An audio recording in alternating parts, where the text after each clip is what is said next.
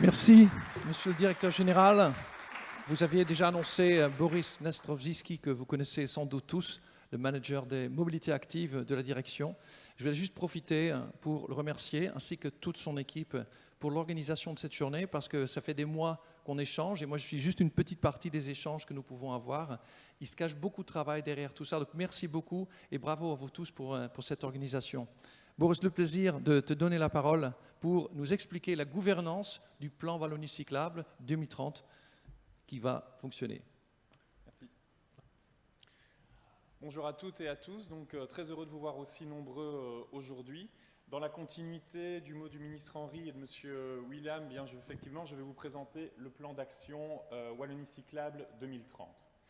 Alors, comme on l'a dit en introduction, ce plan d'action 2030 est coordonné par le service mobilité. Donc, effectivement, il a beaucoup d'actions au niveau de la mobilité, mais dès le départ, il a été pensé comme un plan qui touche à différents aspects.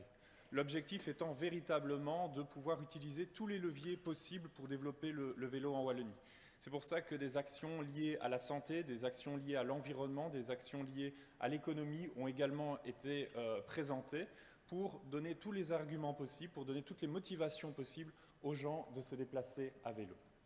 Au niveau mobilité, M. William l'a rappelé, l'objectif de ce plan est de répondre à la vision FAST de la région wallonne, qui vise à un transfert modal de la voiture individuelle vers d'autres modes de transport, notamment la marche, le vélo, l'utilisation des transports en commun.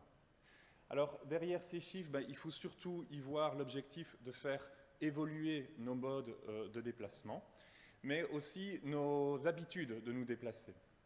Alors, c'est deux graphiques dans ma présentation, promis, il n'y en a pas plus, mais je voulais aussi, je trouve que c'est un graphique très important, c'est montrer aussi le potentiel que nous avons de développement, d'utilisation, tant à la fois de la marche que du vélo, que des transports en commun.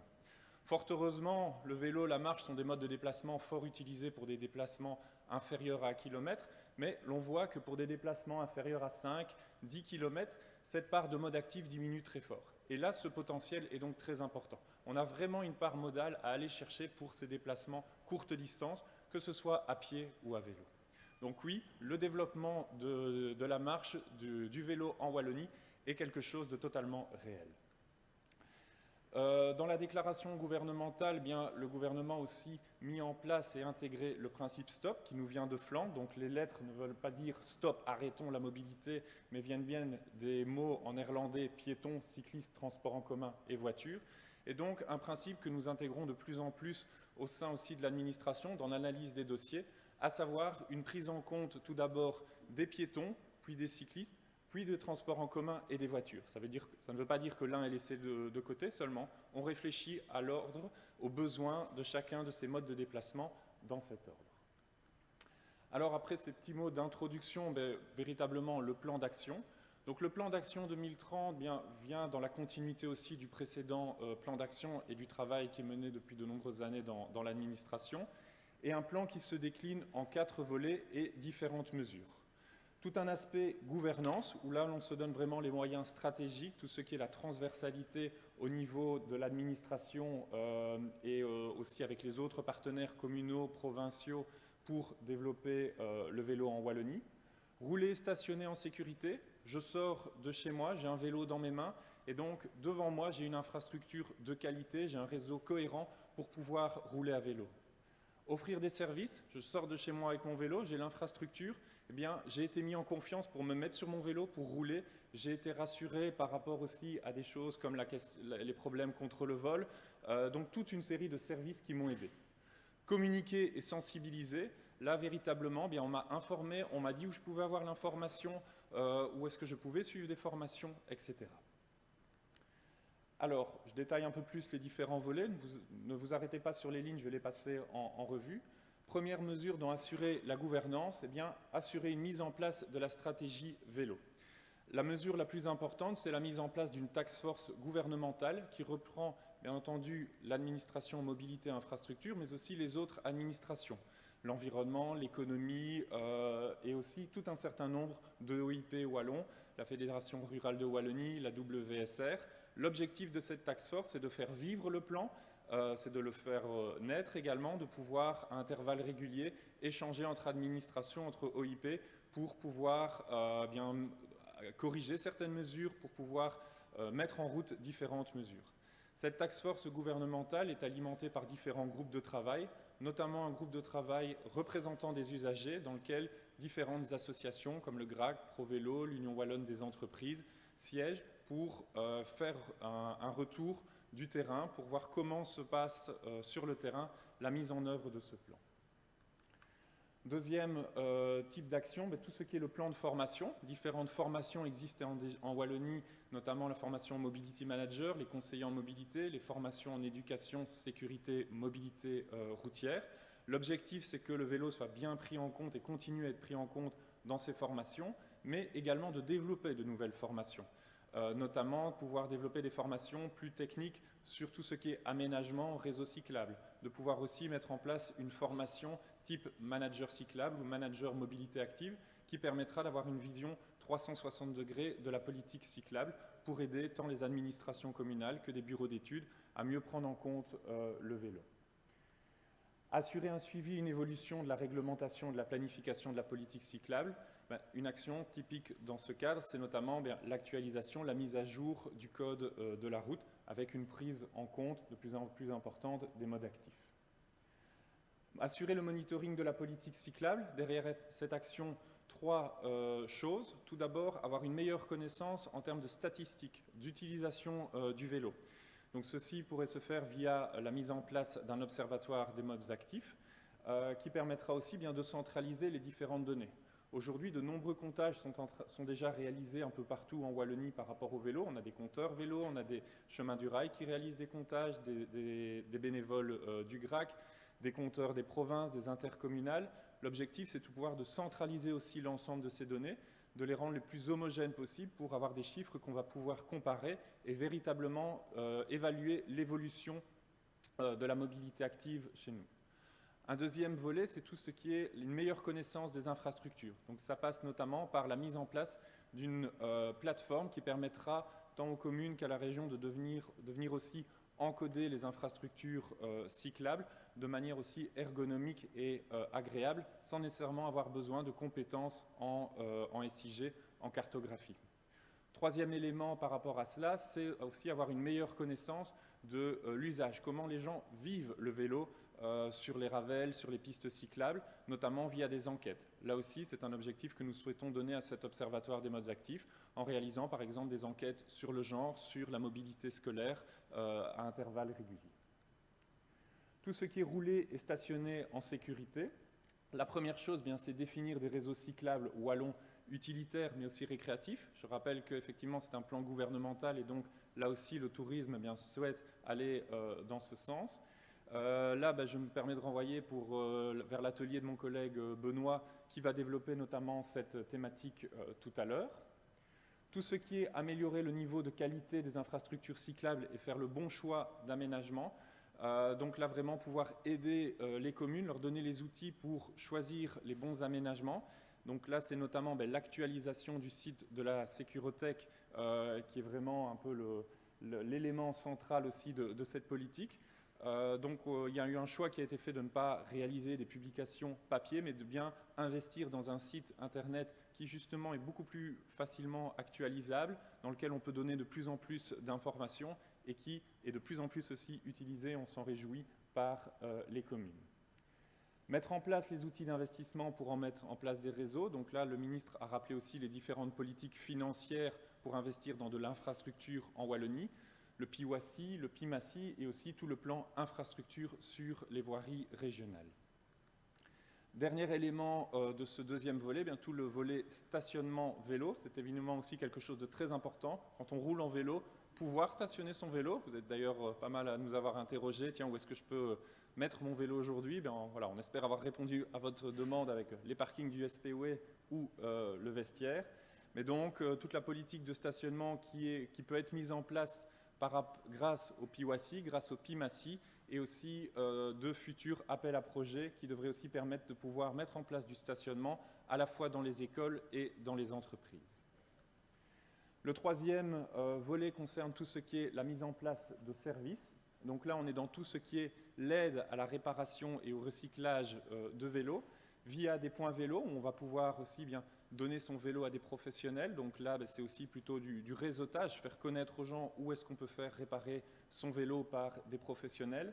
C'est aussi aider tout ce qui est, notamment dans les endroits plus ruraux, moins denses, bien le fait aussi d'avoir des lieux de réparation qui se déplacent. Là, je vous invite typiquement à aller voir aussi le stand Mobile Active qui peut présenter son projet pilote de camionnettes qui fonctionne dans l'entre-Sambre-et-Meuse, et aussi tout faire fonctionner le réseautage des initiatives citoyennes, notamment, un bon exemple, les Repair Cafés.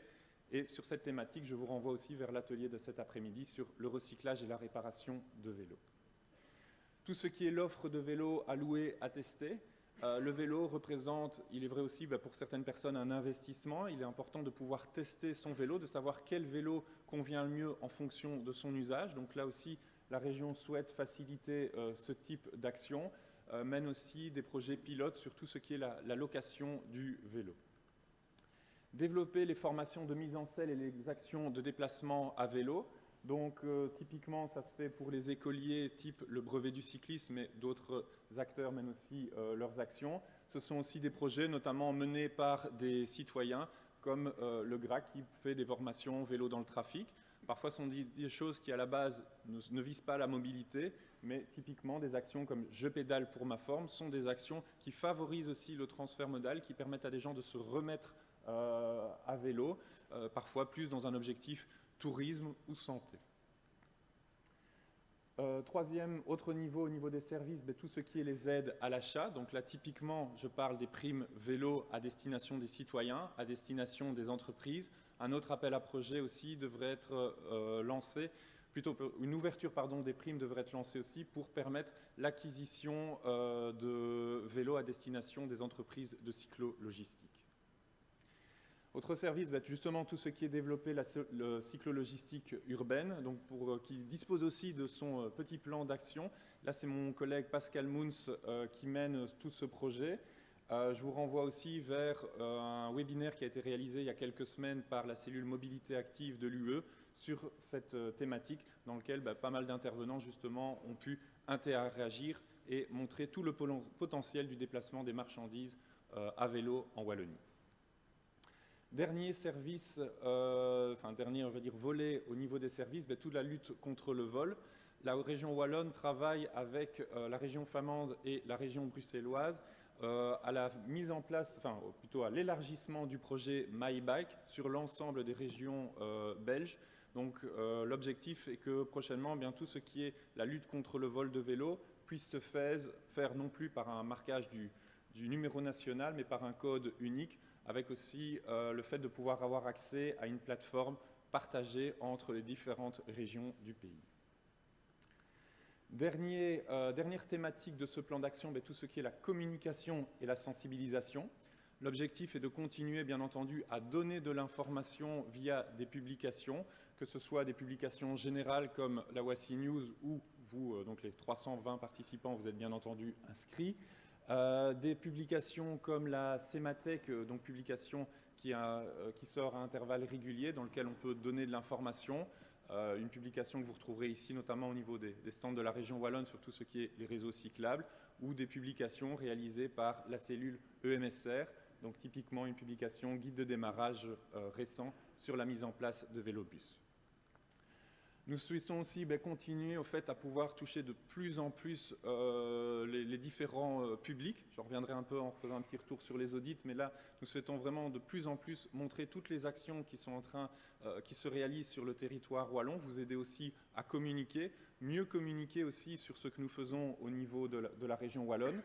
Par rapport à ça, il y a notamment le projet Tous Vélo Actifs que vous connaissez très bien, qui est pour l'instant vise vraiment le public entreprise, qui va bientôt connaître une troisième vie en s'élargissant à d'autres publics, notamment le public scolaire, le déplacement des marchandises et ce que j'appelle le cycliste à baguette, ça veut dire le cycliste qui va un peu faire des petits déplacements pour aller chercher son pain, pour se rendre à l'école, pour rendre visite à un ami. Donc l'objectif, et vous voyez certainement aussi sur nos pages des réseaux sociaux, sur notre site internet, que nous travaillons de plus en plus à vraiment communiquer, à faire connaître toutes les bonnes pratiques réalisées. Communiquer, sensibiliser, ça passe aussi par des événements, la mise en place et la participation des événements. Typiquement, aujourd'hui, cette journée fait partie de cette thématique, donc pouvoir vraiment nous rencontrer, échanger. Le thème de la prochaine semaine de la mobilité est le vélo dans tous ses états, donc on continue un peu sur cette lancée, mais aussi continuer à participer à la promotion, la mise en place d'événements. Travaillons aussi à la mise en place, nous espérons, prochaine d'un salon vélo en Wallonie. Dernier élément de ce plan d'action, tout ce qui est le fait d'assurer aussi l'existence de points d'information. Donc, tout ne passe pas par les réseaux sociaux, tout ne passe pas par les écrans, bien entendu. Donc, nous souhaitons aussi pouvoir renforcer l'information. Et ça se fait aussi par, de nouveau, des échanges avec les acteurs de terrain. Typiquement, nous sommes aussi en train de réfléchir avec le tourisme en se disant il y a de nombreux syndicats d'initiatives. Un bon endroit aussi où nous pouvons parler politique cyclable, parler des primes, parler des formations. Nous avons aussi typiquement aussi contacté, un bon exemple, tous les vélocistes de Wallonie dans le cadre de la prime vélo pour pouvoir échanger avec eux, pour leur demander s'ils pouvaient aussi parler de cette fameuse prime wallonne qui existe. Voilà, un très grand merci à vous pour cette première intervention. Bon. Vous voyez le déroulement de cette journée qui commence à s'articuler. On a commencé par l'ambition politique, c'est la base de la base de la base, sans ça indispensable, on ne peut pas avancer. Ensuite, l'articulation de ce plan vélo. Maintenant, Boris vient de nous montrer comment ça fonctionne et ça va se terminer par les actions concrètes dans cette autre salle où tout va dépendre de votre capacité à discuter, à réseauter et à apprendre, à sortir de cette journée avec une carnet d'adresses remplie, avec des inspirations, avec du courage et de la motivation.